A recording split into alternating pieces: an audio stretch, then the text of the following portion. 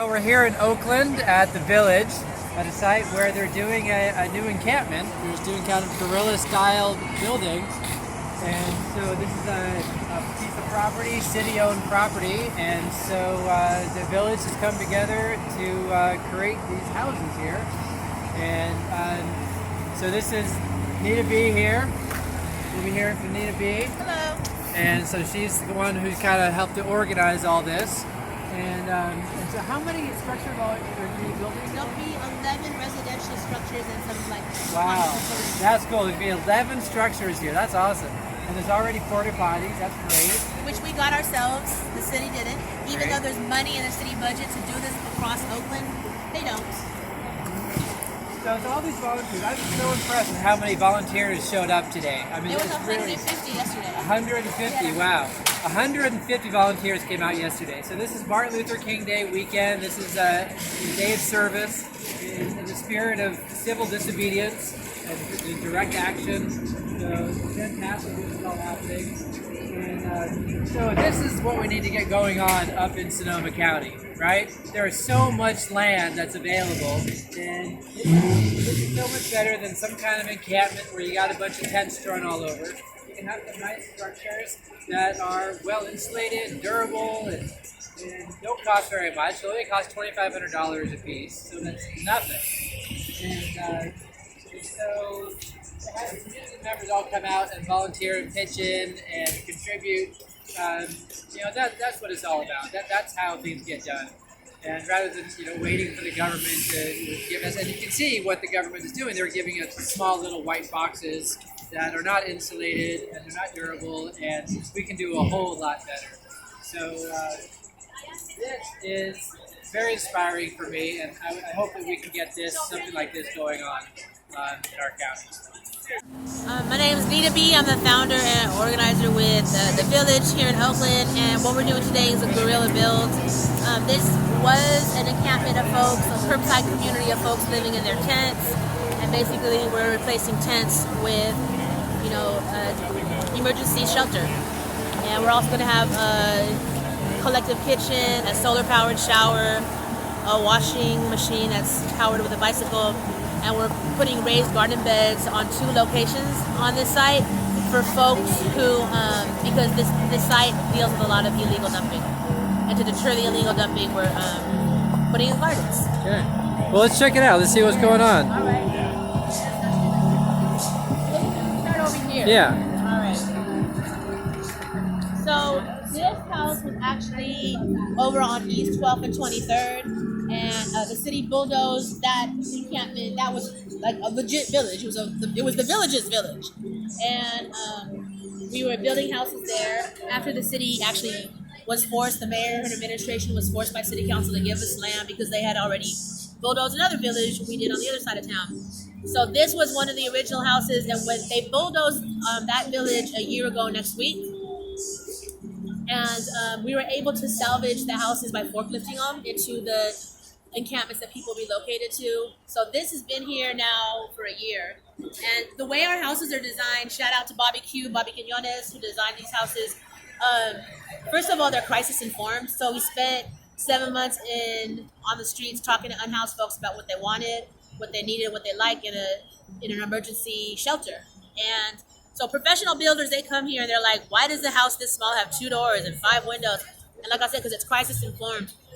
They're built for folks who, with keeping in mind that people have been institutionalized. Many of our folks on the streets have been institutionalized, and they didn't want to feel caged in a cell. And then, for African Americans, if you have a small unit like this with no ventilation, it's just too reminding of the slave cabins that they used to force Africans to live in. So we created a model that may not make sense to a professional builder, but for somebody in crisis, it's perfect.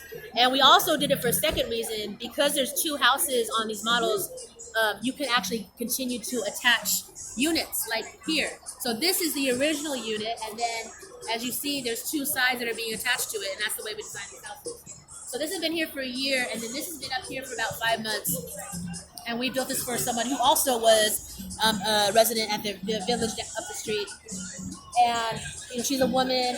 She literally was getting raped every night, and so we put this up immediately for her to protect her from predators.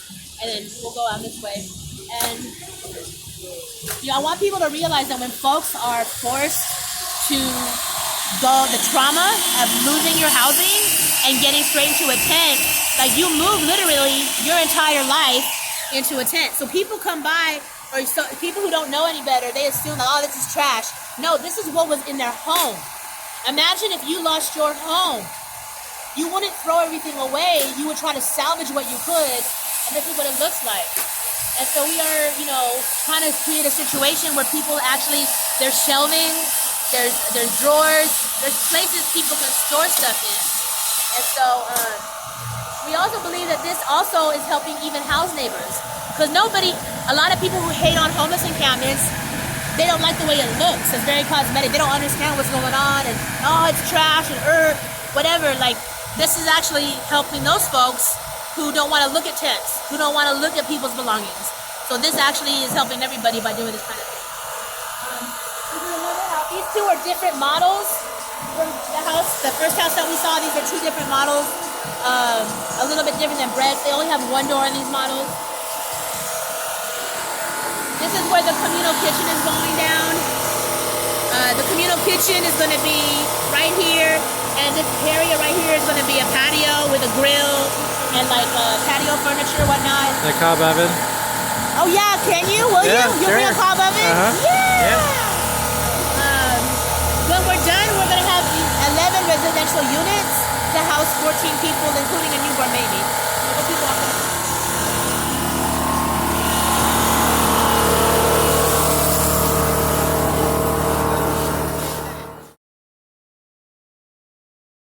So these units cost us about $2,500 to fund. So the first unit you saw, that cost $5,000. It's like really well built. The windows and the doors are actually what bring it up. And then, these units here are running about $2,500 a piece. It's paid for by some of us here, myself included, just using our own money, and then people in the community donating. And it's fully grassroots. And all these folks are volunteers. This is a total grassroots effort by the people, for the people. And that's really the only way anything gets done. Unfortunately, waiting for the city to do stuff and waiting for bureaucrats to do the right thing is, you're going to be waiting there until hell freezes over. And how were you able to do something here? What was the process of getting this approved? There is no approval. Or wasn't approved? Okay, so this is a guerrilla So style. The village never gets approval, ever, for anything. Like, we feel like with this situation, like the crisis, the housing crisis is our permit. And the need for humanitarian efforts is the only approval we need. And the city really isn't doing anything. Any of the efforts the city is doing is actually causing more harm to people, and it's spitting people right back on the streets. People will get 6 months in a tough shed, in a toxic tough shed at that, in prison-like positions, and then get spit out back on the street. And they're homeless again. And then meanwhile, millions of dollars have been wasted for something that hasn't helped anybody. So this is not costing us millions of dollars. It's costing us, roughly at the most $20,000 to pull this off. And this is going to be something that's going to be helping people get stability in their life. So, and here's another thing is that the city's approaches, none of them end. They're all Okay.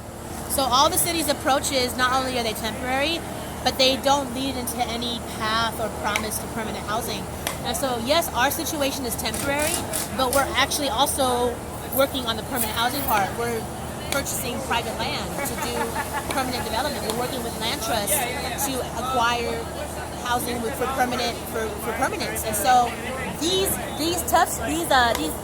temporary shelters that you see that are built by the people are actually leading into permanent housing that we're going to build too. So it's going to take everyone. I would say for folks up north, Northern California, you're dealing with the same situation we are. Yours might be a fire disaster. Ours is an economic disaster. But regardless, the outcome is the same. You got a whole bunch of homeless people and a bureaucracy that isn't really doing enough and not moving fast enough to deal with the situation. So it's going to be up to the people to do it. And I highly encourage the folks up north to just do it yourselves. Do it yourselves, and you'll find that you'll see rapid results.